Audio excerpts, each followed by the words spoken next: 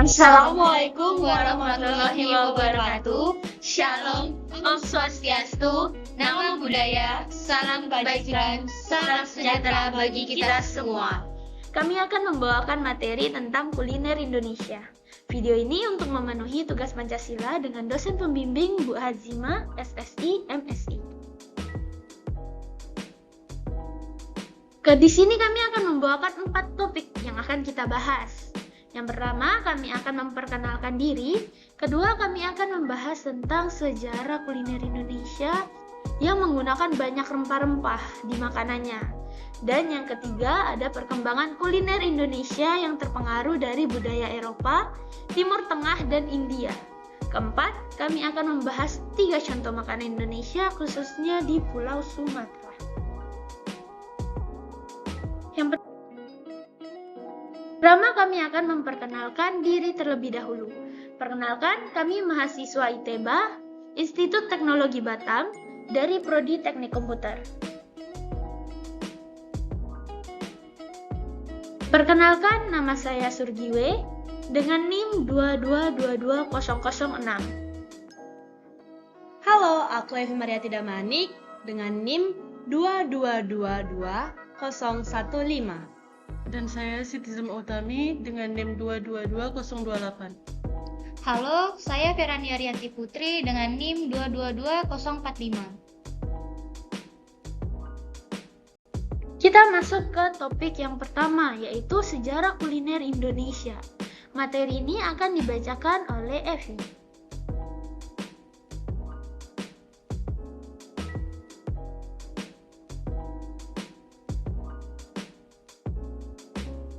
Indonesia awalnya dikenal sebagai negeri penghasil rempah yang berlimpah. Dari bumbu berdasar rempah inilah banyak masakan khas asli Indonesia yang tercipta. Bukan itu saja, interaksi perdagangan dengan negeri luar Indonesia menciptakan persilangan jenis masakan yang juga memperkaya selera. Hingga kini dikenal banyak masakan Indonesia yang mendunia. Dari rendang, nasi goreng, hingga sate, telah banyak memanjakan para penikmat dan pencari kepuasan selera. Dan inilah sebagian masakan Nusantara dengan kisah perkembangannya di Indonesia.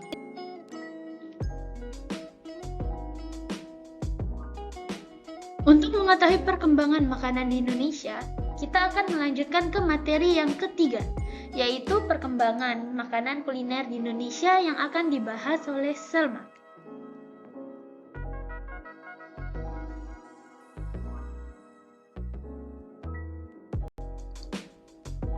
Makanan-makanan di Indonesia itu mendapat pengaruh dari budaya luar. Seperti yang ada pada slide ini, makanan yang dipengaruhi budaya Eropa, kuliner yang merupakan hasil asimilasi budaya Eropa di Indonesia seperti sop, perkedel, dan bistik. Tidak hanya makanan, Eropa juga membawa pengaruh berupa cara makan. Seperti prasmanan, makan menggunakan meja.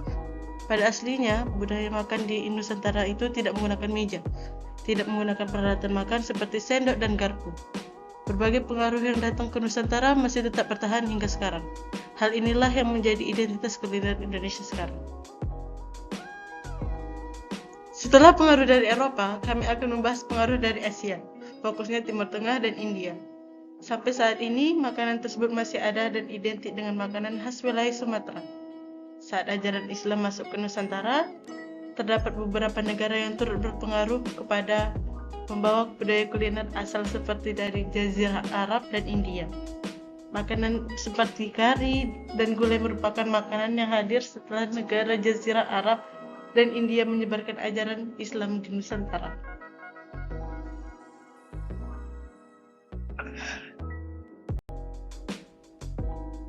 Yang ketiga, menggunakan banyak rempah-rempah. Makanan Sumatera pada umumnya menggunakan banyak rempah-rempah yang khusus. Contoh makanan Sumatera yang terbuat dari banyak rempah-rempah adalah rendang, soto padang, ayam pop, dan sebagainya. Yang keempat, berlemak. Salah satu ciri dari masakan Sumatera adalah berlemak. Hal itu karena masakan Sumatera biasanya menggunakan santan.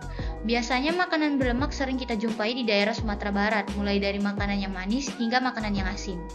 Contoh dari masakan berlemak dari Sumatera yaitu putu mayang, yang terbuat dari garam, kelapa, gula merah, gula putih atau gula pasir, dan telur.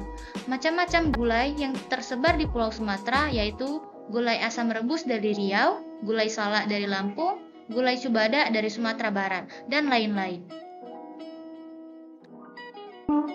Oke, selanjutnya kami akan memberikan 3 contoh makanan khas dari Pulau Sumatera.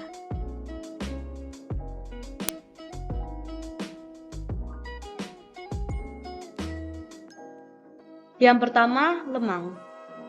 Lemang adalah makanan khas Sumatera yang dikatakan dibuat oleh bangsa Melayu, sehingga tersebar luas di Indonesia, Singapura, Malaysia, bahkan Brunei Darussalam. Di Indonesia, khususnya Sumatera Utara, adalah salah satu wilayah yang paling dikenal sebagai tempat termudah mendapatkannya. Bahkan, salah satu kotanya bernama Kota Tebing Tinggi punya julukan Kota Lemang. Apa sih lemang itu? Lemang adalah makanan yang dibuat dari beras ketan yang telah bercampur dengan santan dengan proses pemasakan menggunakan perantara bambu. Biasanya, sebelum dimasukkan ke bambu, nasi ketan akan terlebih dahulu dibungkus oleh daun pisang atau memasukkan daun pisang dulu ke bambu baru dimasuki beras ketan. Berikut adalah contoh dari makanan lemang. 2. Kue putu bambu. Makanan ini dibuat dengan tepung beras kemudian diisi dengan gula merah dengan aroma pandan yang sangat khas. Rasanya sendiri sangat lembut dan legit saat masuk ke mulut, serta gula merahnya yang manis akan lumer di mulut. Di Medan sendiri, kebanyakan orang menjualnya dengan membawa gerobak bersama dengan kue khas Medan lainnya, berupa kue mayang Medan dan ada juga klepon. Untuk membuatnya terbilang unik, mengingat untuk membuatnya diperlukan cetakan berupa bambu yang ditaruh di kukusan. Nantinya bambu tersebut akan diisi dengan tepung beras, kelapa, dan gula merah yang nantinya akan menimbulkan suara dari uapnya. Berikut adalah contoh dari kue putu. Yang ketiga, daun singkong tumbuh. Penyebutan kuliner ini sangatlah beragam, tergantung daerah mana ia dibuat, dari silalat, gulai bulung gadung, dan parca. Untuk membuatnya cukup mudah, karena hanya perlu menyiapkan bumbu halus dari cabai merah, bawang merah, kunyit, dan bawang putih. Lalu daun singkong yang menjadi bahan utamanya biasanya dengan mudah diambil. Diutamakan daun yang masih muda. Kemudian diperlukan bahan-bahan lainnya, yaitu daun singkong yang telah diiris-iris kasar, lengkuas dan batang serai yang dimemarkan, irisan batang kecombrang, dan teh ebi yang telah diseduh, disangrai, dan dihaluskan. Bahan lain adalah minyak, garam, dan santan. Memasaknya juga mudah, daun singkong dan garam direbus dulu, baru setelah matang, ditiriskan dan ditumbuk halus. Bumbu-bumbu di atas termasuk bumbu halus dan lengkuas langsung dimasak dengan minyak panas. Terakhir, daun singkong dan santan bisa dimasukkan bersama dengan bumbu yang terlebih dahulu dimasukkan. Setelah matang, daun singkong tumbuk sudah bisa disajikan bersama nasi. Dengan bahan utama yang hanya daun singkong saja, kandungan serat olahan ini cukup tinggi dan juga rasanya enak mengingat bumbunya cukup beragam. Berikut adalah contoh makanan dari daun singkong tumbuk.